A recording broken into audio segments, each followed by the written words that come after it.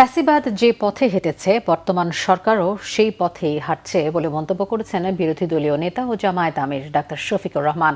তিনি বলেন, আওয়ামী লীগ যে ফ্যাসিবাদের জন্ম দিয়েছিল জাতির সাথে বিশ্বাসঘাতকতা করে, তার সবগুলো বিএনপি রেখে দিয়েছে।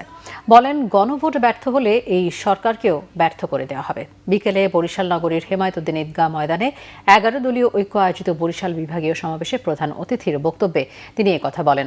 সরকার যদি গণভোটের রায় মেনে না নেয় তাহলে তাদের ঢাকার মহাসমাবেশের জন্য অপেক্ষা করতে হবে। সংসদের বিরোধী দলীয় নেতা আরও বলেন, ৭১ থাকবে ৭১-এর মর্যাদায়, ২৪ থাকবে ২৪-এর মর্যাদায়। এই ২৪ আমরা হারিয়ে যেতে দেব না। ২৪-এর বীরদের জাতীয় সম্মানে সম্মানিত করতে হবে।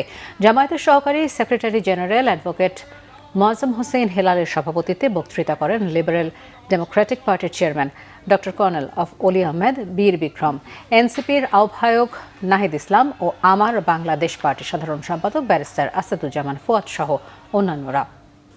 ফ্যাসিবাদ যে পথে হেঁটেছে আপনারা সেই পথে হাঁটছেন। ফ্যাসিবাদের খাসলতের একটারও পরিবর্তন আনেন নাই। সিলেটে আমাদের সমাবেশ রয়েছে 25 তারিখ। আমরা আশা করব এর ভিতরে তাদের শুভবুদ্ধি উদয় হবে। তারা ঘোষণা দিবেন যে হ্যাঁ, আমরা গণভোট মেনে নিলাম। যদি মেনে না নেন তাহলে ঢাকার মহাসমাবেশের জন্য আপনারা প্রস্তুত থাকুন। বিএনপি সরকারকে আমরা বলে দিতে চাই, সংবিধান সংশোধনের নামে এই ধরনের প্রহসন বাংলাদেশের জনগণ মেনে নেবে না। সংবিধান সংস্কার করতে হবে।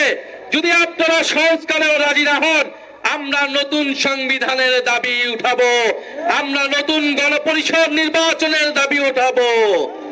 বলে ভুলে গেলে চলবে না, ঐক্যমত কমিশনে আপনারা ঐক্যমত হয়েছিলেন গণভোটের পক্ষে, সংবিধান সংস্কারের পক্ষে।